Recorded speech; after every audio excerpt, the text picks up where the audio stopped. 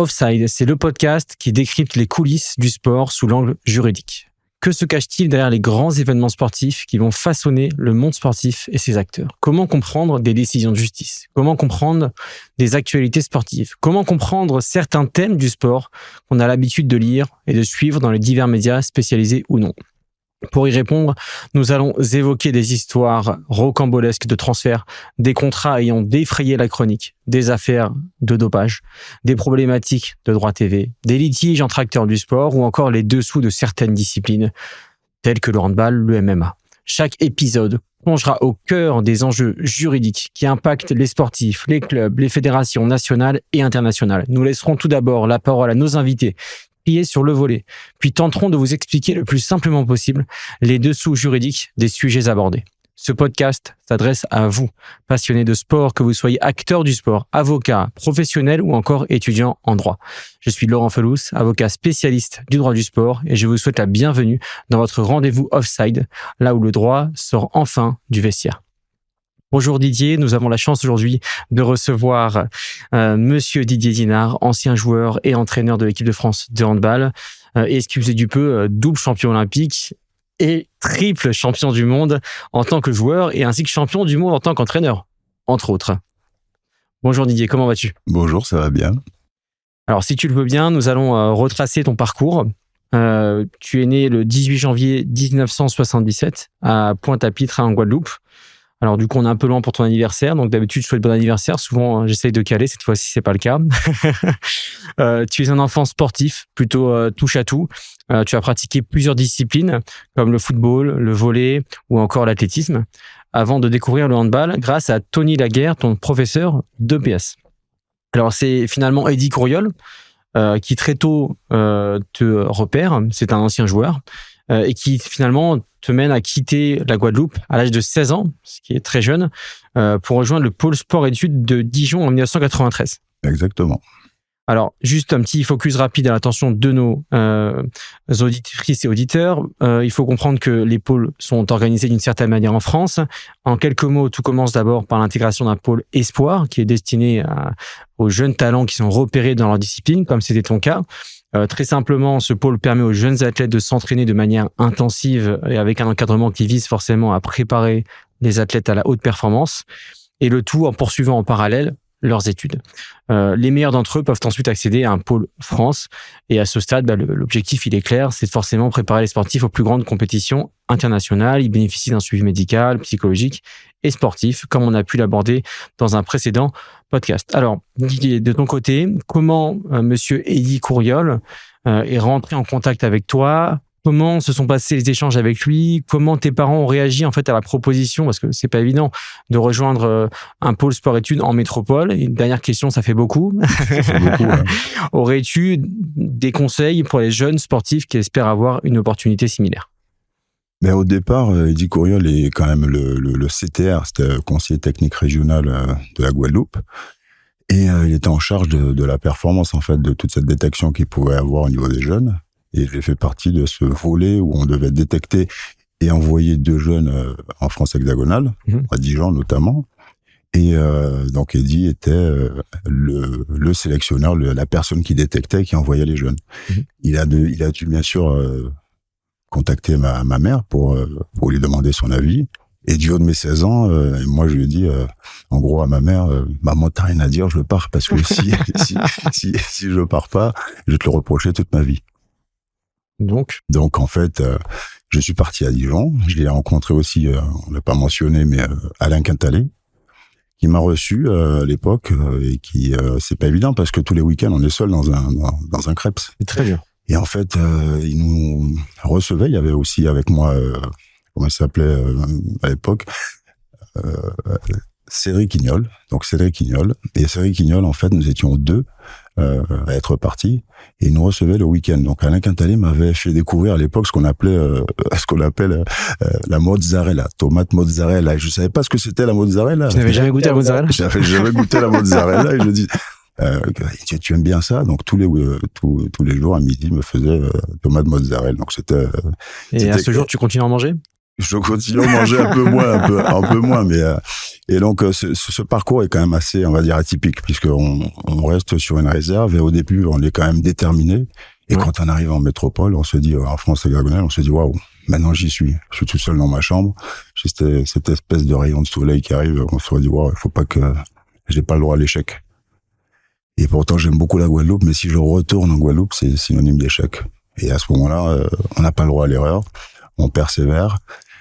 Et puis l'histoire montre quand même que ça s'est quand même bien passé. Ouais. Donc j'ai eu, c'est à force d'abnégation, de persévérance, de tout ce qu'il peut y avoir autour de cette détermination qui fait que on essaie de se donner les moyens. Mmh. On essaie de se donner les moyens, c'est pas évident, et on se bat pour un jour atteindre un objectif. Et j'ai toujours revu en fait tout au long de ma carrière ce jeune qui partait de la Guadeloupe et qui voulait vivre un rêve. Et ce rêve s'est fait réalité dans le temps, puisque j'ai su gagner tous les titres nationaux et internationaux. Et je pense que on évoquera bien sûr les titres qui ont le plus marqué. Mais c'est quand même une grande fierté, parce que je regarde souvent l'image du petit jeune qui est parti de la Guadeloupe, et je suis fier en fait de le regarder un peu à distance. Et qu'est-ce que tu lui dirais du coup avec le recul? Je lui dirais en fait qu'il a bien fait. Il a bien fait de se battre et d'imposer en fait ses idées et de se donner les moyens d'y arriver. Et donc aux jeunes similaires qui ont un parcours qui souhaitent être aussi bien que le tien, voire meilleur, ce qui est pas évident entre nous.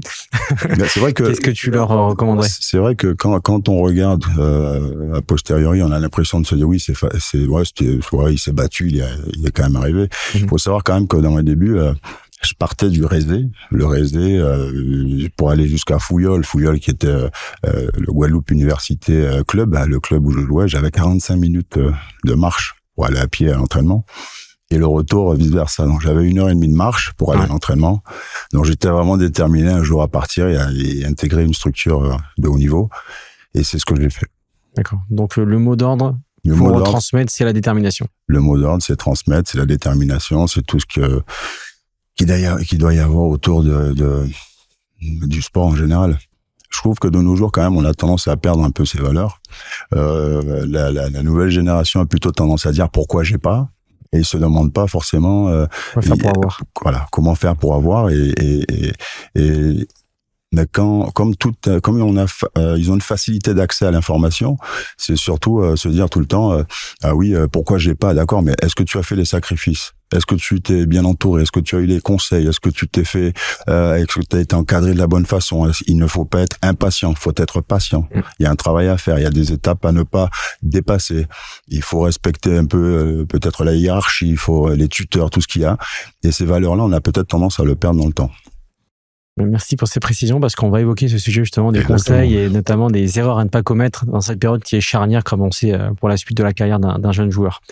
Donc par rapport à ta carrière donc en métropole, donc comme tu l'as dit, tu as eu des qualités d'un travail acharné qui ont permis d'atteindre rapidement le haut niveau français. En 96, tu intègres le club du Montpellier Handball.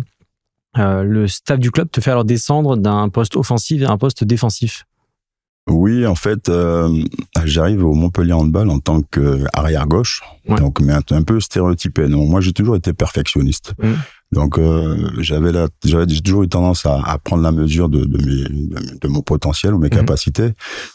J'étais déterminé, certes. J'étais dans un poste 2 défensif, donc il ne maîtrise pas forcément la défense. Et moi, j'aime bien tout contrôler un peu. Et je me suis rendu compte, en fait, qu'en tant qu'arrière, j'étais très stéréotypé.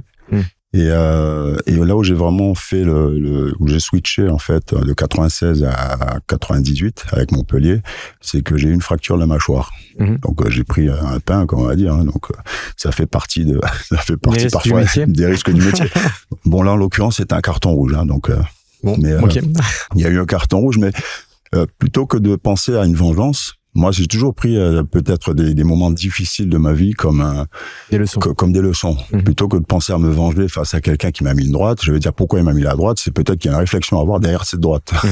Donc c'est quand même très profond. C'est très profond et c'est intéressant. Et là, je me suis dit, mais j'étais peut-être très agressif en tant que défenseur. Et pourquoi j'étais toujours agressif et peut-être changer mon jeu et être plus dans la dissuasion et jouer avec mon adversaire. Et c'est là que j'ai vraiment commencé à perfectionner mon jeu défensif.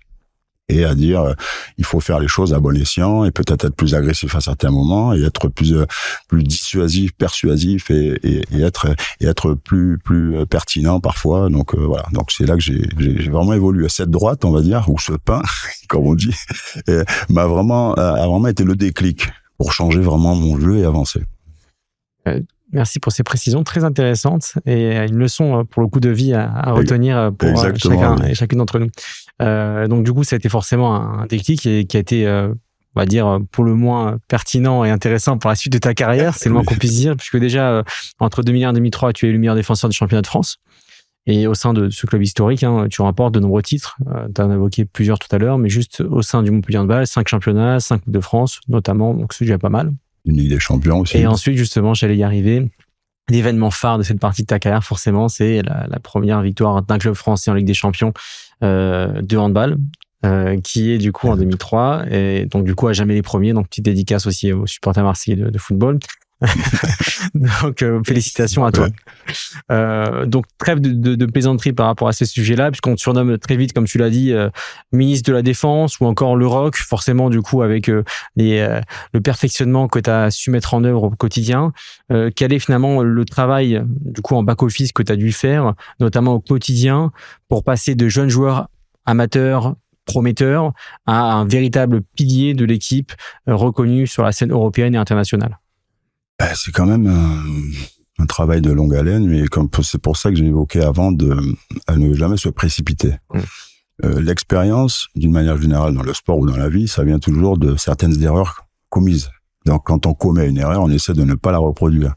Donc, moi, j'étais toujours un peu impatient, mais j'étais toujours dans ce côté qualitatif ou perfectionniste, où j'essayais toujours d'être pragmatique par rapport à cela. Mais j'étais avec une grosse dépense d'énergie, je voulais toujours me dépasser, je travaillais un peu plus et je faisais toujours les choses, mais malgré tout, je sais que cette énergie m'a toujours insufflé quelque chose de positif.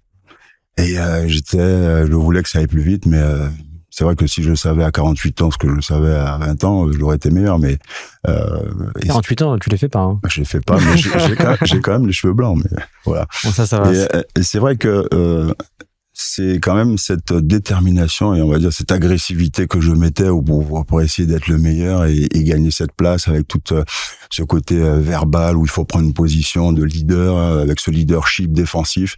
Et le fait qu'on voyait que j'étais un peu, j'essayais d'être le patron, donc Patrice Canaillet à l'époque m'avait donné cette opportunité, et Daniel Costantini avait vu en moi quelque chose lors de ma première sélection en décembre 1996. Ça a été vite puisque je suis arrivé à Montpellier l'été 96, et après Daniel Costantini m'appelle de suite, et parce qu'il a vu cette détermination, il a dit bon, je pense qu'au fond il a dû dire on a vu un diamant brut, mais je sais pas ce que je vais en faire, mais je le prends. Parce qu'il m'a quand même m'a fait venir au départ en tant qu'arrière gauche, mais moi je savais très bien que je serais jamais un arrière gauche au fond de moi de l'équipe de France. Mais je voulais y arriver, et j'étais très déçu lors de mon premier stage. Et donc je pense qu'il y a cette phase-là, la phase initiale, c'est grosse dépense d'énergie, envie d'y arriver. En gros, dans un brouillard en fait, où le seul mot d'ordre c'est réussir. Je sais pas comment, mais je vais me battre. T'avais un leitmotiv et tu t'y es tenu. J'étais motivé. Ouais. Je ne voulais pas retourner forcément en Guadeloupe, mais là, j'étais quand même professionnel. Donc là, il y avait l'étape où j'avais signé mes 2 premières années en tant que professionnel à Montpellier, où Patrice Canaillet avait misé sur moi. Il était venu me voir et il m'avait contacté lors d'un stage de l'équipe de France junior à Istres. Donc on s'était appelé, on avait échangé. Je devais être le 2e arrière-gauche de Montpellier Handball, et finalement, au cours de la saison, je suis devenu le 1er. Mais t'as gravi les échelons progressivement. Progressivement, voilà.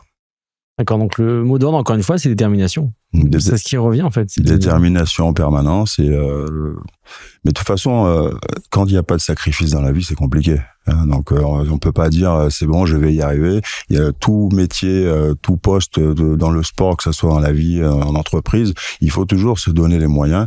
Et pour ça, il y a la nécessité d'un sacrifice. Et ce sacrifice engendre certaines choses. Et en général, quand on sacrifie, on arrive quand même à un minimum. D'accord. C'est aussi pour les métiers plus traditionnels, tel que celui d'avocat. C'est pas si évident non plus. Exactement.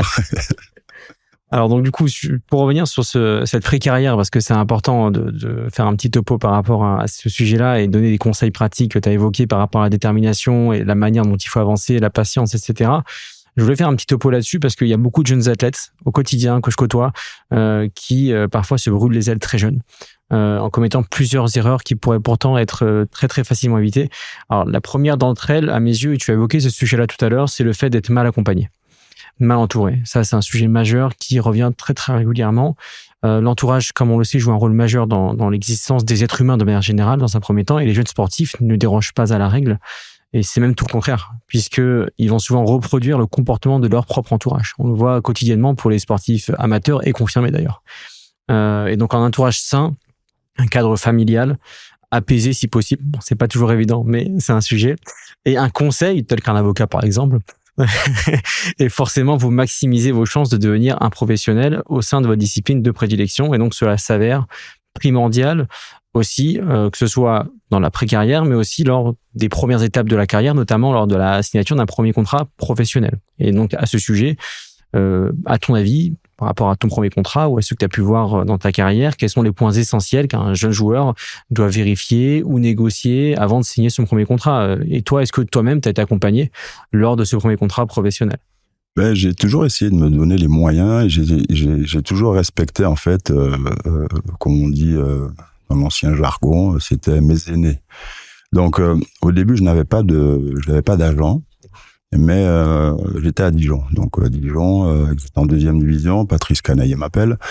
Et pour reprendre une anecdote, il y avait l'OM Vitrolles, donc qui était avec les Richardson et tous ces grands joueurs qu'il y a pu avoir, Frédéric Voll. Et à l'époque, on m'appelle, c'était le frère de Bernard Tapie qui dirigeait, et il donnait de très très beaux contrats. Donc moi, je viens de Dijon et je me suis dit tiens, je vais augmenter un petit peu le salaire, comme ça j'aurai un peu plus. Et par rapport à ce que je lui ai dit, il m'avait triplé la somme. Et donc c'était une façon pour eux de faire les choses immédiatement. Et je pars de Dijon, mais j'ai appelé à l'époque Sylvain Nouet, qui était l'entraîneur des France juniors, on l'appelle aujourd'hui U21. Il a dit Sylvain, j'ai un souci, j'ai une décision à prendre. Donc j'aurais très bien pu la prendre par rapport à l'argent, mais c'est pas que l'argent dans la vie. La vie, c'est quand même certaines choses et par rapport à nos objectifs qu'on se fixe. Et je lui dis Sylvain, j'ai une proposition de l'OM Vitrolles et j'ai une proposition de Montpellier, qui est nettement inférieur, bien sûr. Et bien sûr, j'avais augmenté un petit peu pour que Patrice Canaillé me donne un peu plus. Ça, forcément. J'ai doublé mon salaire, mais c'était pas grand-chose, hein, ouais. J'étais jeune. Et j'ai dit, j'ai une décision à prendre puisqu'il y a l'OM Vitrolles qui me donne un très très bon salaire et j'ai Montpellier qui me donne, voilà. Il me dit, écoute, vu les finances, parce que je me suis quand même renseigné au niveau fédéral par quelqu'un, l'autorité fédérale quand même, qui représente la fédération avec les jeunes. Il me dit, moi, je ne te conseillerais pas de signer à l'OM Vitrolles parce que financièrement, c'est pas stable. Et par contre, Montpellier, certes, c'est moins, mais tu as l'occasion de jouer. Tu as moins d'argent, certes, mais tu as besoin de te construire et avancer d'une manière générale. Et la petite anecdote, elle est marrante quand même parce que et là je dis d'accord, donc j'ai écouté, donc j'ai fait ma transaction avec Patrice Canaillé, il m'a expliqué le plan de jeu, le programme, j'étais parti à Montpellier, etc. Et j'arrive en vacances après en Guadeloupe chez ma maman et elle me dit mais Didier, comment il s'appelle là celui qui a les tresses là, les locks? Je dis comment il s'appelle? J'ai vu parce qu'il jouait à l'OM Vitrolles, j'ai vu qu'il part en Allemagne. Je dis pourquoi? Elle me dit ouais parce que l'OM Vitrolles a coulé, ils n'existent plus.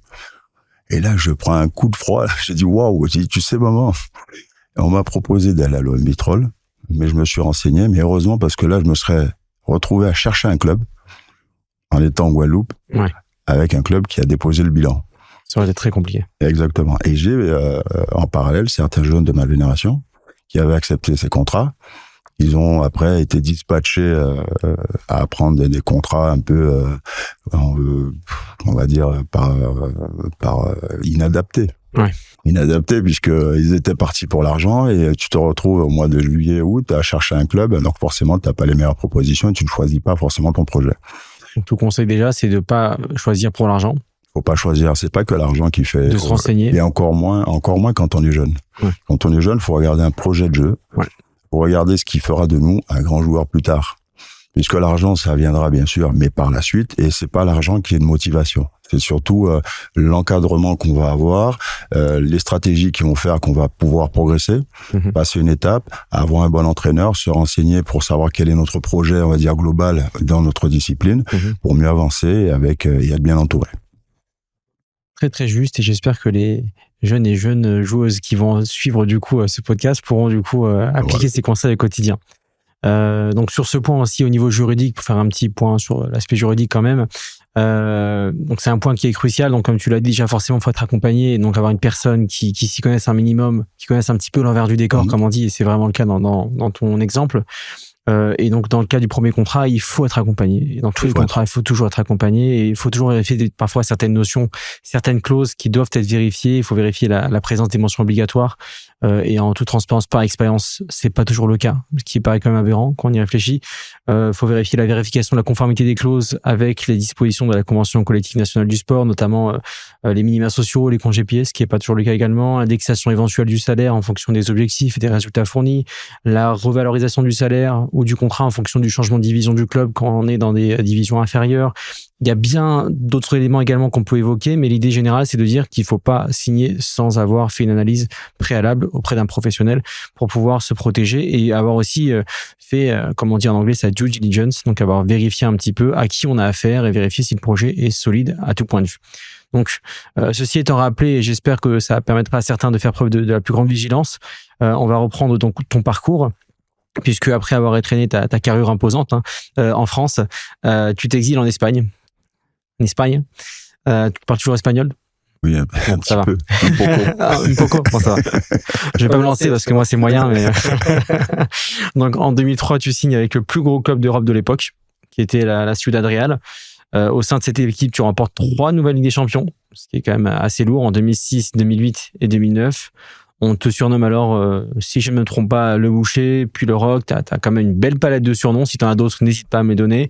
Est-ce que tu peux nous expliquer d'où proviennent tous ces surnoms? Ouais, mais je dirais que je qualifierais le Boucher, le Dentiste et bien d'autres au début de ma carrière. Parce qu'au début, j'étais vraiment sur la densité et vouloir imposer mon physique. Et d'ailleurs, ça m'a coûté, on va dire, une droite, comme je l'ai dit avant. Ouais, tout à fait. Et après, par la suite, le Rock, où on a plus la maîtrise de son activité, où quand je suis arrivé à Ciudad Real, et c'est là où j'ai été appelé par les journalistes, le fameux surnom La Roca, 33, donc c'est le Rock 33. Et du coup, bien l'accent espagnol. Voilà, donc du coup, et donc ça c'est resté.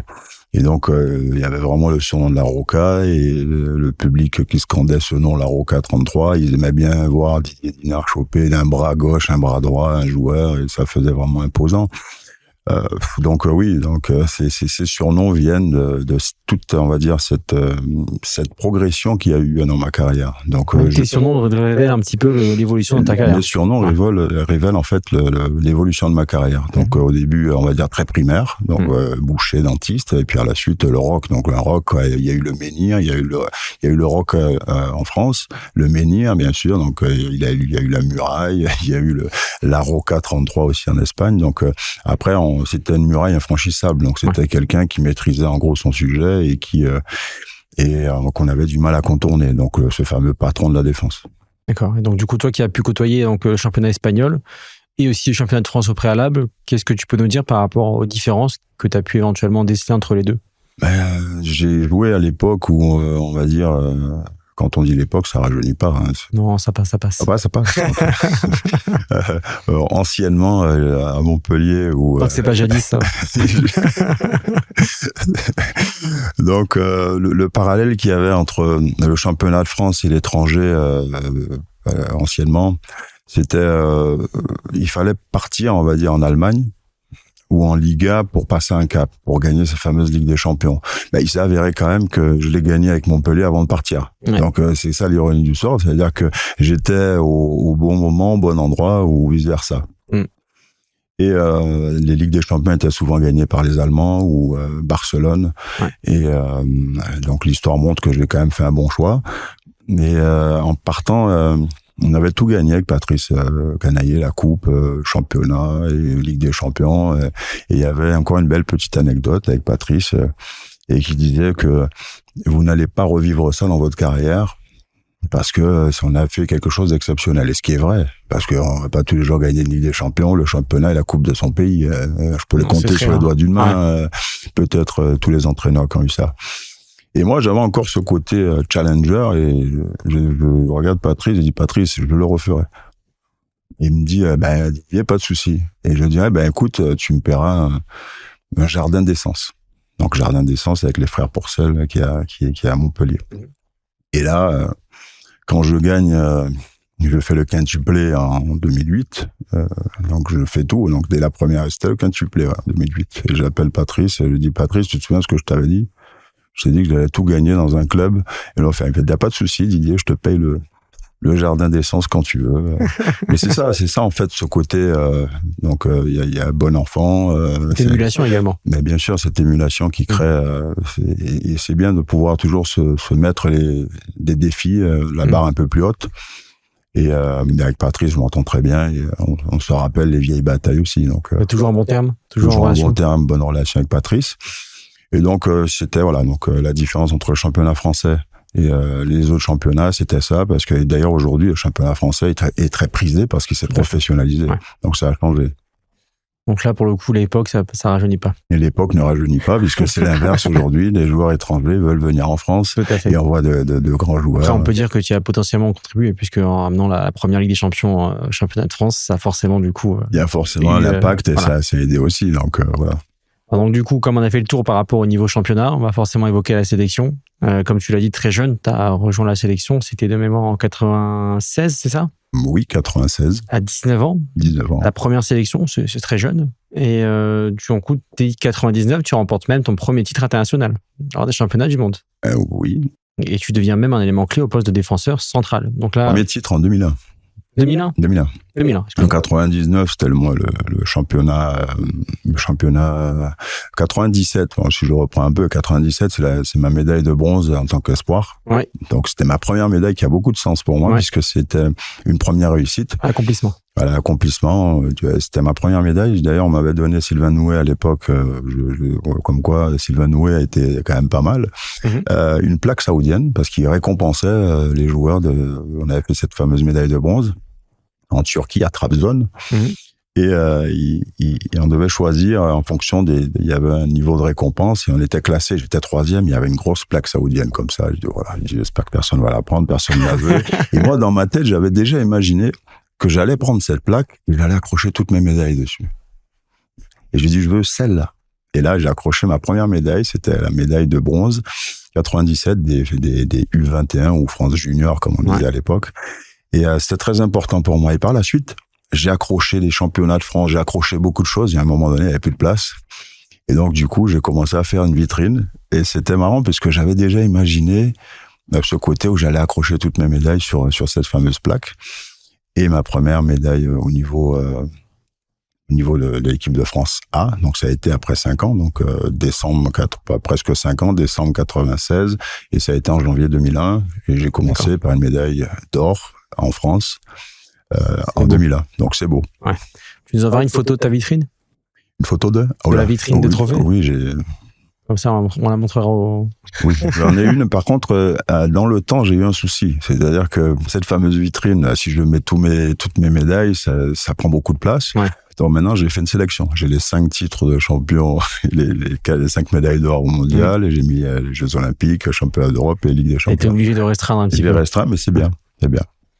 Donc du coup, forcément, en équipe de France, tu réussis un parcours assez extraordinaire, notamment du coup grâce à ton poste de défenseur central. Est-ce que du coup ce poste-là, qui est caractéristique aussi de l'équipe de France, qui a bâti ses succès notamment avec une défense très solide, qu'est-ce que tu peux dire par rapport à cette défense de fer de l'équipe de France? Qu'est-ce qui a fait que l'équipe de France s'est plus dirigée vers cette défense de fer? Quelles ont été les évolutions ensuite avec le temps dans le jeu de l'équipe de France? Au début, dans les années 90, l'équipe de France construisait et bâtissait vraiment ses victoires sur la défense.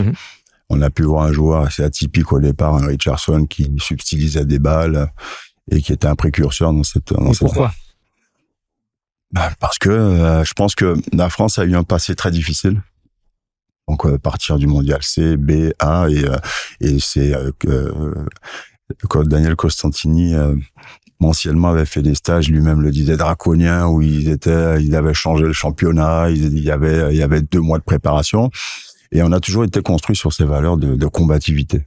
Ouais. Quand on reprend entre la transition de cette équipe championne du monde des Barjots, qui était nos référents bien sûr, et par la suite on arrive en 96 où s'il y a eu un petit changement, et nous on arrive après, on nous a appelé les costauds en 2001, on n'avait pas encore de nom, jusqu'aux experts où on maîtrisait notre sujet après ces quatre médailles d'or d'affilée.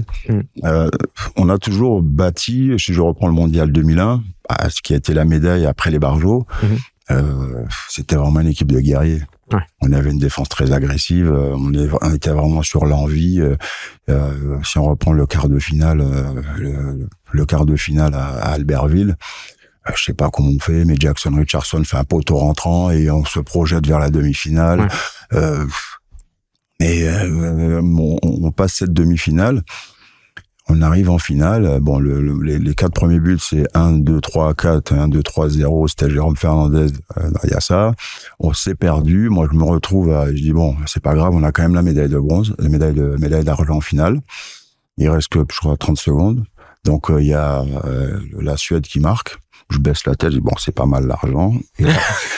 Et je vois une explosion, en fait. Et je vois Bercy exploser. Et là, je me dis, c'est quoi? Il me dit, qu'est-ce qui s'est passé? Greg a marqué. Je dis, ok. Donc, on est allé en prolongation. Ouais. Mais quand on voit la densité, l'agressivité qu'on avait, tout ce qu'il y avait, et ça a été cette identité qui a toujours fait la force de l'équipe de France, et même par la suite. On a vu vraiment cette muraille en 1-5, et même quand on était un peu trop vieux pour défendre sur cette fameuse 1-5, lors des Jeux Olympiques de 2012. On a su faire un espèce de bloc en 0-6 agressif. On a toujours eu cette densité pour nous imposer. Donc, tout passe par la défense. Ouais, et on en revient du coup en fait au mot-clé du jour, je crois, c'est la détermination. La détermination. Et là, cette fois-ci, collective. Exactement. Donc, on gagne des matchs. Ce qui m'amène du coup en parlant des matchs, excuse-moi de t'interrompre, tu avais évoqué un des matchs, notamment le quart de finale. Est-ce que du coup c'est le plus haut match de ta carrière en équipe de France, ou si c'est pas celui-ci Ouais, mais j'allais dire en fait avec des matchs, on gagne des matchs avec l'attaque, mais on gagne des titres avec la défense. Avec la défense. Donc quand on défend dur, ça épuise les adversaires. Voilà. Et donc, pour évoquer le meilleur match, moi je dirais la médaille la plus importante. C'est pas forcément un match qui me fait sens, c'est surtout une médaille. Parce que en 2008, il y a les Jeux Olympiques de Pékin et c'est le titre en fait qui manque à mon palmarès. J'ai tout gagné à ce moment-là. Et c'était très important pour moi de gagner cette médaille. Donc je dirais, si je devais parler d'un moment marquant de ma carrière, c'est les Jeux Olympiques, la médaille d'or des Jeux Olympiques de Pékin. Très bien, merci. Du coup, c'est intéressant, ça me permet de faire une belle transition, puisque je voulais évoquer un petit peu l'aspect pyramidal des différentes compétitions, parce que c'est pas forcément évident de s'y retrouver entre les championnats du monde, d'Europe, championnats nationaux, les compétitions européennes, Jeux Olympiques. Donc l'idée, c'est qu'il y a une sorte de fonctionnement pyramidal avec dans un premier temps le comité international olympique qui promet des valeurs d'inclusion dans le sport, etc., et qui organise les Jeux Olympiques tous les 4 ans. Ensuite, on a du coup les championnats du monde qui sont organisés tous les 2 ans par la Fédération internationale de handball. On a ensuite les championnats d'Europe qui sont organisés aussi tous les 2 ans par l'EHF, donc la Fédération européenne. Au niveau des clubs, on a forcément du coup les championnats nationaux qui sont organisés et qui permettent de qualifier les équipes en fonction de leur classement, soit en Champions League, soit en European League, EHF. D'accord ?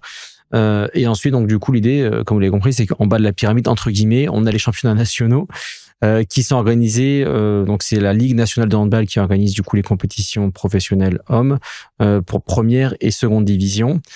Et ensuite, du coup, ils reçoivent une délégation. La Ligue reçoit une délégation de la part de la fédération pour organiser ces compétitions. Il fallait le préciser pour comprendre comment le sport professionnel en handball est organisé.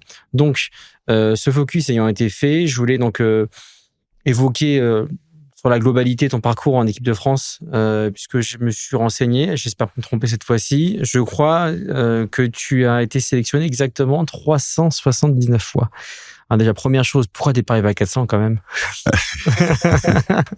Non, je pinaille.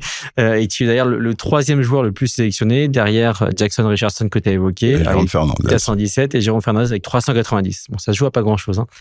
Donc comment, quand on voit autant de sélections, avec aussi autant de matchs forcément en club, comment tu arrives à concilier, tu as réussi à concilier une activité de salarié d'un club et en même temps les périodes de sélection internationale?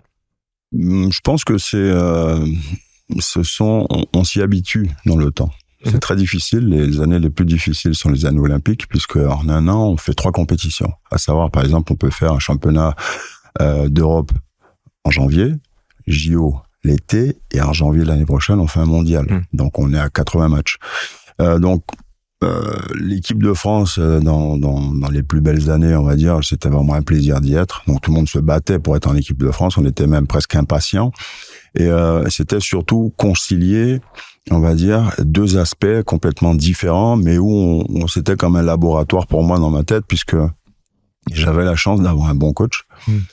C'était aussi à l'époque Talent Dutchebaev, qui est l'entraîneur de Kielce aujourd'hui, et Raúl González, qui est anciennement entraîneur du PSG, parce qu'il a arrêté cette année.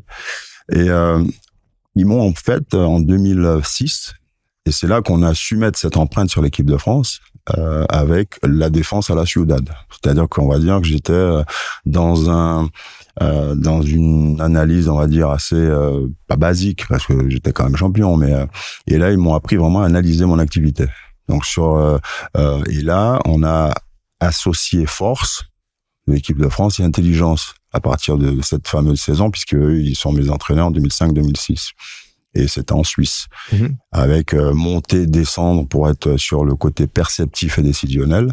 Monter, descendre la balle, s'il a dribblé, il peut plus dribbler, donc il va faire marcher. Donc tout ce crédit d'action qu'on pouvait avoir sur nos adversaires et les joueurs, donc progressivement. Donc comme j'étais dépositaire du système défensif de l'équipe de France et patron de la défense, donc c'était ma charge de mettre en fait ce système en place, et progressivement on s'est installé. Donc ça a été vraiment ça a vraiment été un élément déclencheur, on va dire, et qui pour moi a vraiment été le tournant de ma carrière même, je dirais. C'est ce côté où le perfectionniste que je pouvais avoir avec mon club, où j'ai gagné 3 Ligues des Champions et tous les titres nationaux.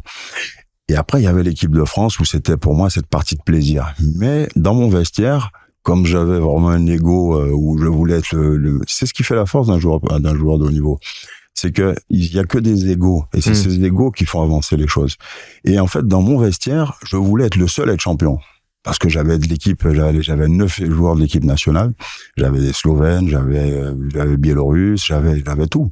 J'avais quand même pas mal de nationalités, et je voulais être le seul en fait à rentrer dans ce fameux vestiaire de Dream Team, à me dire faut que personne autour de moi soit champion, ou alors il y a une plus belle médaille que moi. Donc c'était vraiment un élément, c'était vraiment motivation. Voilà, c'était ma motivation et cette détermination que je voulais pas laisser, je voulais rien laisser aux autres.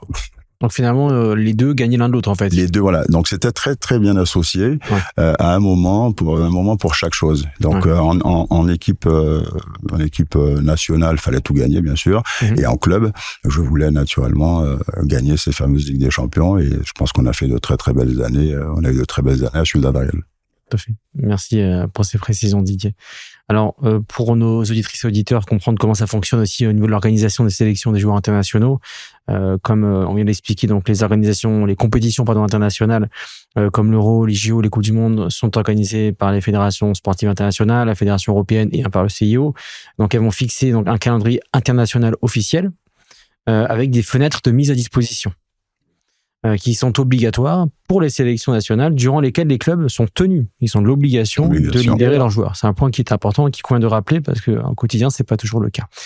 Pendant la période où le joueur est avec sa sélection, le club continue de payer le joueur. Mais en cas de blessure ou d'absence prolongée, il peut percevoir une indemnité ou être couvert par ce qu'on appelle des mécanismes de compensation. Donc le joueur va rester salarié de son club, avec son contrat de travail, qui est un contrat de droit privé. Mais lorsqu'il est appelé en sélection, on le qualifie de représentant de la nation. Et c'est notamment d'où le chant des hymnes avant chaque début de match, puisque vous représentez à ce moment précis la nation. Alors, Ce focus ayant été fait pour un petit peu rappeler le contexte dans lequel ces sélections interviennent, on va pouvoir, si tu me le permets, aborder ta carrière d'entraîneur. Avant d'évoquer cette carrière d'entraîneur, j'aimerais juste finir sur ta carrière de joueur, forcément. Et tu l'as fini quand même en beauté. En 2013, Paris Saint-Germain, tu remportes le premier titre de champion de l'histoire du Paris Saint-Germain. Décidément, les premières, c'est ta spécialité. Bravo à toi. Qu'est-ce que tu as à dire sur ce sujet, par exemple ? Je pense que j'ai encore fait à ce moment-là un choix. Donc, il y avait un choix puisque Ciudad Real a rencontré des difficultés financières. Donc, avec la crise immobilière, on va dire, mondiale, hein, il y a eu un problème à ce niveau-là. Et le président, à ce moment, il me dit, Didier, ça fait 9 ans que tu es au club. Si tu trouves une porte de sortie, on te demandera aucune indemnité. Et si tu veux rester, je pourrais pas te payer à la hauteur de ce que tu as aujourd'hui. Et j'ai dit, écoute, je vais voir ce que je peux faire. Et Philippe Gardan m'avait contacté.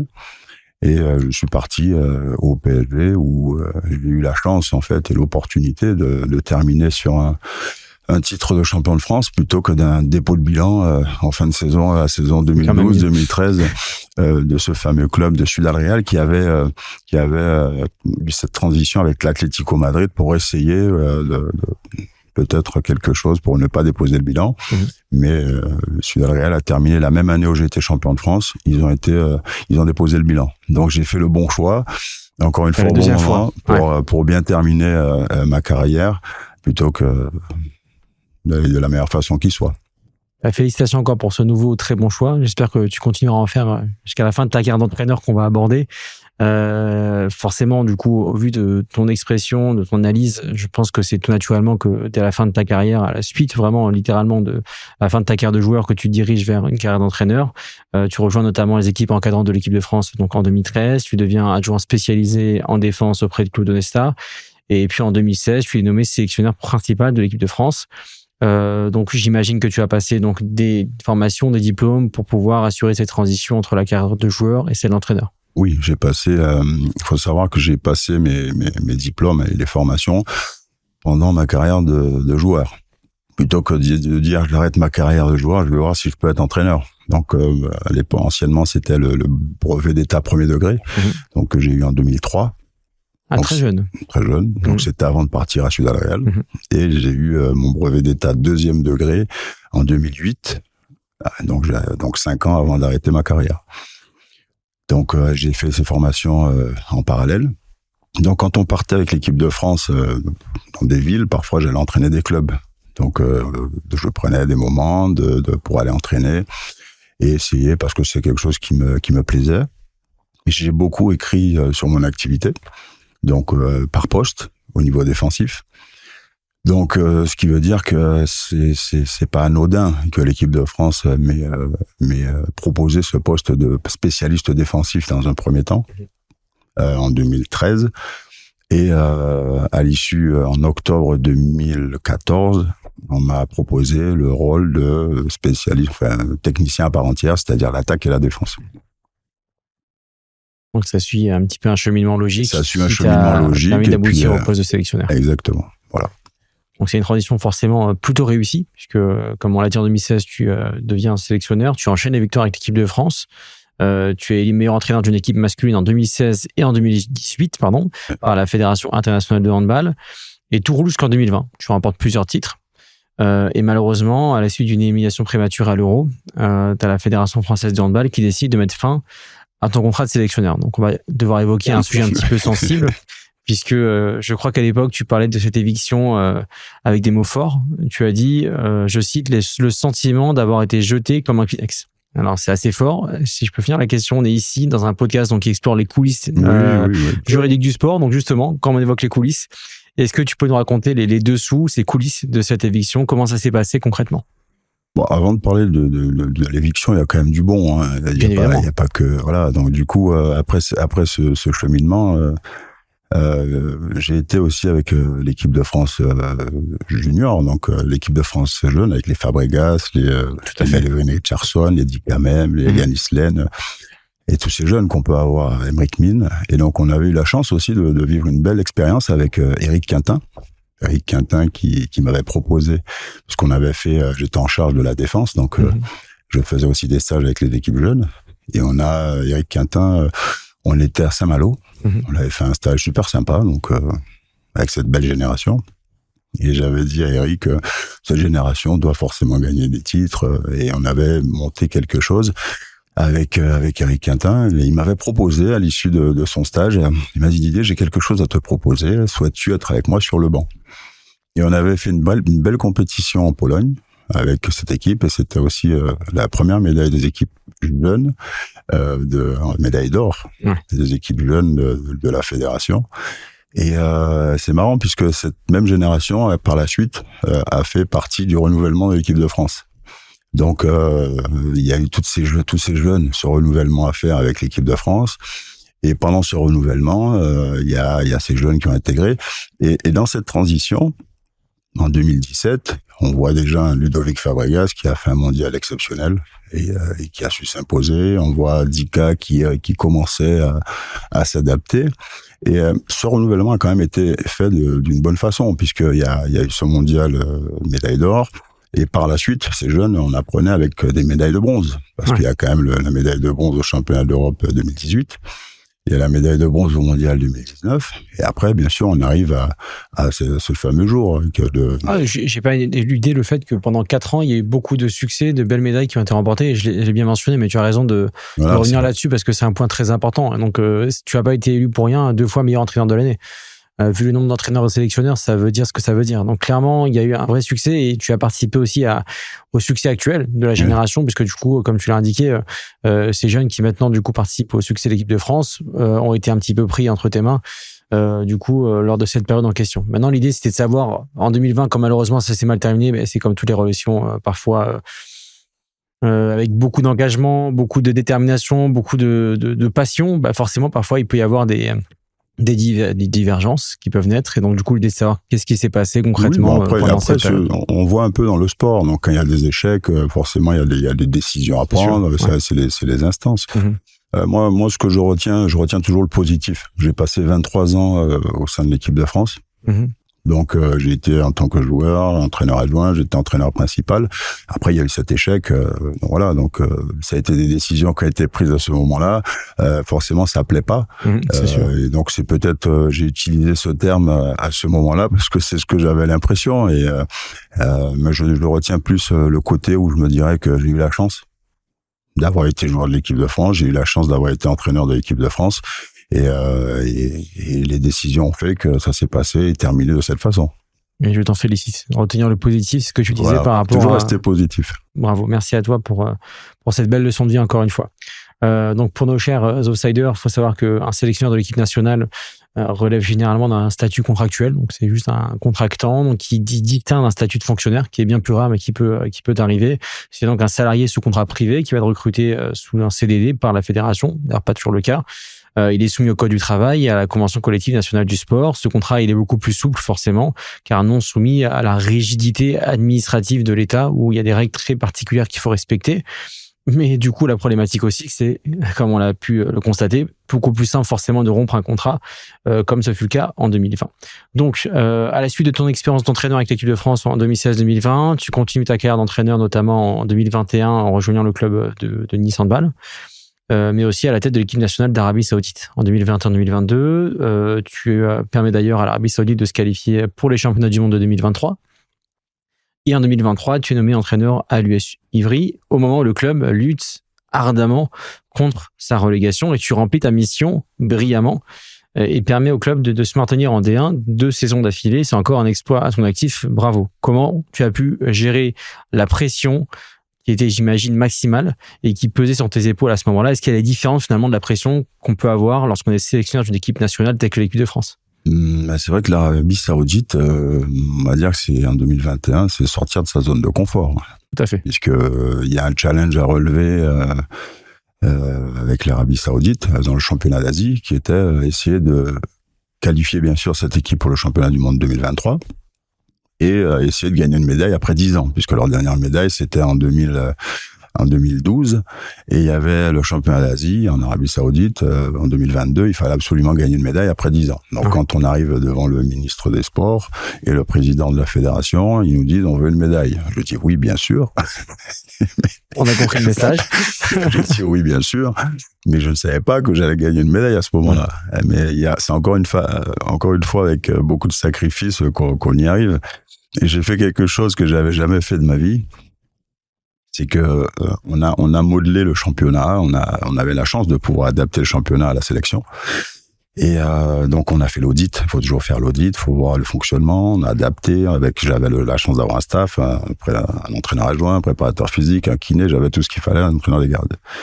Et j'ai fait un dernier stage qui était de fin novembre jusqu'à début février, c'est-à-dire à peu près 2 mois et demi, sans rentrer chez moi. Donc le staff, personne n'est rentré à la maison, sachant que les joueurs et les dirigeants rentraient aussi chez eux. Donc on était à l'hôtel, on était vraiment concentrés et on a vraiment mis tout ce qu'il fallait en place pour essayer d'y arriver.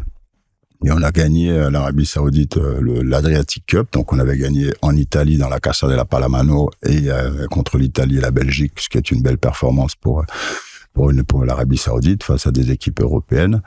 On a gagné cette médaille de bronze au championnat d'Asie et j'ai qualifié, c'est quand même un staff, c'est un travail d'équipe. Ouais. Nous avons qualifié l'équipe pour le mondial, donc on a rempli tous ces objectifs. C'est quelque chose quand même qui a été à force d'abnégation, de travail, de persévérance, de tout ce qu'il peut y avoir et surtout de solidarité, puisque on avait vraiment ce staff solidaire qui a fait la différence. Et c'était pas forcément évident, donc se serrer les coudes et avoir cette fameuse mission et être focus pour ce résultat. Et par la suite, on voit il y a le challenge où dit tiens, je veux revenir dans ce championnat français et quelle porte d'entrée? Il y avait Ivry qui s'est proposé quand j'ai été contacté par la suite, parce que ça s'est pas fait de suite.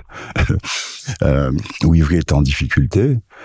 Mon agent me dit bon Didier, à ta place, voilà, ça c'est une petite confidence, à ta place je l'attendrai un peu avant d'y aller parce que s'il descend en 2e division on va dire que c'est de ta faute.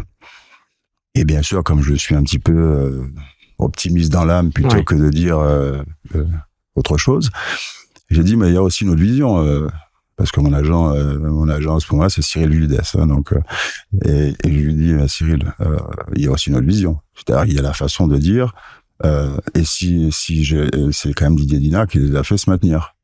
Il m'a dit oui, il y a cette vision aussi. Donc moi je prends la décision et je lui dis il dit pourquoi pas, je le tente. Avec succès. Et avec succès, puisque j'ai réussi à maintenir le club.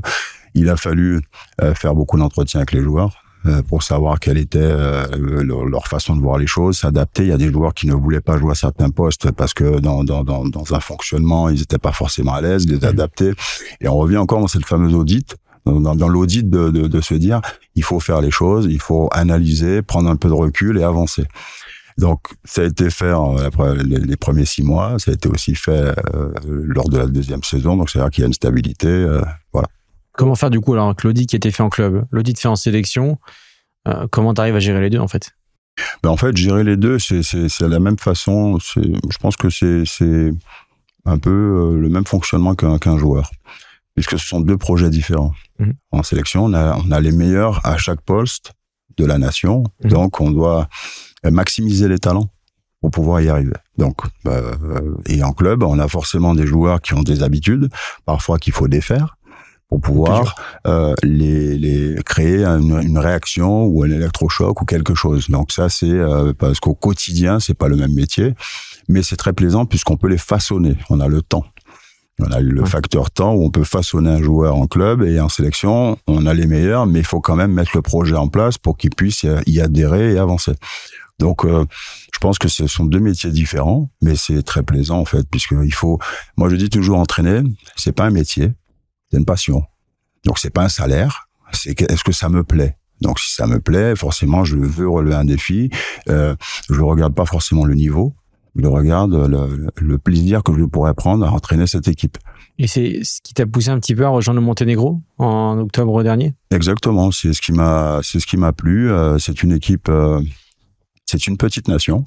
Ouais. C'est une petite nation, donc c'est un pays de 650 000 habitants. Les Balkans, on les connaît pour le côté handballistique, côté joueur. C'est un peuple passionné.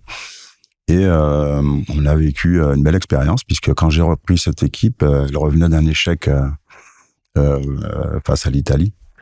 Donc cet échec, il fallait les qualifier pour le championnat du monde, pour le championnat d'Europe, pardon. Ils n'avaient pas été qualifiés pour le championnat du monde, il fallait les qualifier pour le championnat d'Europe. Première sélection, lundi, on jouait le mercredi. Donc il fallait vraiment analyser, regarder comment on peut placer celui-là, mettre des joueurs qui n'avaient pas l'habitude de défendre à certains postes, la défense, l'attaque, beaucoup de vidéos, les rassurer, leur dire que c'est pas grave, et surtout, on a construit à partir de la défense. Donc remettre cette fameuse défense en place, recentrer les joueurs parce qu'ils avaient tendance à prendre de la profondeur et monter. Non, regroupez-vous, faites ça, etc. Il fallait être factuel, pragmatique pour pouvoir bien commencer. Et il s'est avéré que les qualifs se sont bien passés, puisqu'on a fait match nul en Hongrie, qui est une belle nation. C'est cette nation qui joue les quarts de finale, championnat du monde, championnat d'Europe et le reste. Et la meilleure qualif, puisqu'on a fait le maximum de points acquis lors d'une qualification à championnat d'Europe. Donc ils sont très très satisfaits, les dirigeants, de cette prestation, sachant qu'on prépare aussi le championnat d'Europe qui arrive en janvier 2026. Pour lequel on te souhaite tout notre succès, sauf quand tu affronteras l'équipe de France. Bien sûr. Après ça, c'est toujours de bonne guerre. C'est toujours un plaisir de revoir les anciens. Et voilà. Alors, pour un petit focus par rapport à cette double casquette entraîneur et sélectionneur, il faut comprendre que rien n'interdit légalement à un entraîneur professionnel d'occuper simultanément deux fonctions, donc celle d'entraîneur et celle de sélectionneur. C'est possible sous réserve du respect des contrats signés avec chaque employeur et de la bonne organisation forcément des calendriers sportifs. Donc dans tout cas de figure, c'était par rapport à l'UFC Free. Donc l'idée, c'est qu'il faut absolument respecter certaines clauses du contrat. Il faut que, généralement, c'est ce qui est prévu dans les contrats, un avenant soit conclu pour que cette sélection puisse être rejointe, et d'autres conditions sur lesquelles on ne reviendra pas. L'idée générale, c'est que le contrat prévoit que la rémunération soit gérée et réglée par la fédération concernée pendant la période de sélection. Et ensuite, l'idée, c'est que d'autres aspects soient bien prédéfinis pour éviter toute problématique dans l'exécution de ces accords. Voilà pour ce petit focus. On va poser une petite dernière question par rapport à cette carrière d'entraîneur. Est-ce que tu peux nous dire, selon ton expérience, quelles sont finalement, je pense que je peux anticiper un peu ta réponse, mais je la pose quand même, quelles sont les principales différences entre un entraîneur de club professionnel et entre un sélectionneur d'équipe nationale? Et est-ce que finalement, s'il y en a, quelle casquette tu préfères et pourquoi? Moi, comme je dis, j'avais déjà anticipé la réponse. Peut-être c'est un plaisir avant tout. C'est d'être dans un. Moi, j'aime entraîner. J'aime faire de la vidéo. J'aime me coucher tard. Je travaille. Un entraîneur, c'est quand même un métier à part entière, mais aussi une passion avant tout, parce qu'on fait toujours le pas de plus pour essayer d'atteindre ses objectifs, parce qu'on voit l'engagement que j'ai pu avoir avec l'Arabie Saoudite, qui était un travail, on va dire, presque à plein temps, ou plus qu'à plein temps. Et ça dépend des modèles de sélection. Donc la différence, c'est qu'on est au quotidien avec des joueurs qu'on peut façonner dans un club, et en sélection, on a la chance d'avoir les meilleurs, et on peut peut-être aller plus vite, là où on aurait peut-être tendance à faire un peu de formation en club pour pouvoir avancer. La différence, elle est peut-être à ce niveau, et si on est peut-être avec un club qui joue la Ligue des Champions et on a une sélection, on est peut-être sur les deux registres, puisqu'on a les moyens de pouvoir recruter avec un club de Ligue des Champions tous les joueurs qu'on veut, plus ou moins, et on serait en sélection sur le même registre, plus ou moins le même registre. Voilà, donc pour moi, il n'y a pas forcément de différence. C'est prendre du plaisir, en fait, là où on est, là où on se situe, et avancer par rapport aux objectifs ou les moyens qui sont mis en place, quel que soit avec une sélection ou un club, et les moyens que la direction met à disposition. Si on vous donne pas les moyens, on pourra pas forcément avoir de résultats. Et si vous avez les meilleurs joueurs, vous allez peut-être gagner plus facilement que si vous devez les former, que ça soit en équipe de France ou en équipe du Monténégro ou partout. Donc, ça revient au même. Donc, tu as évoqué aussi les objectifs. Quels sont tes prochains objectifs? Mes prochains objectifs, déjà, il y a ce championnat d'Europe qui se profile, qui approche, on le voit à l'horizon. Et puis, bien sûr, continuer à m'améliorer, à apprendre de mes expériences, avancer, et puis vivre de nouvelles expériences, de nouveaux challenges, prendre du plaisir dans ce que j'aime.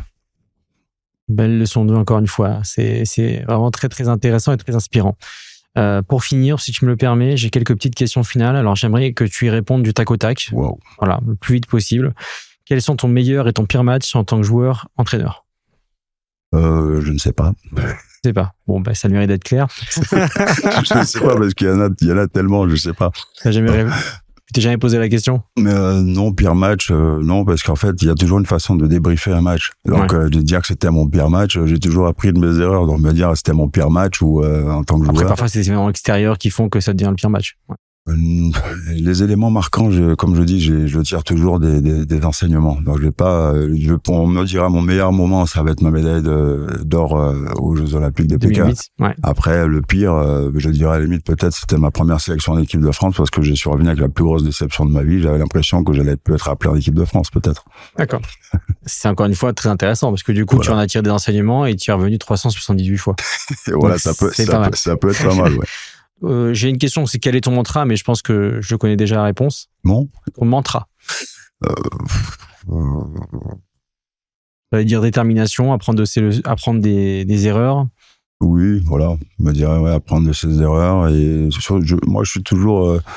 je suis le positif. Toujours positif, voilà. C'est ce qui revient en gros pendant tout l'entretien, plus ou moins. Tout à fait.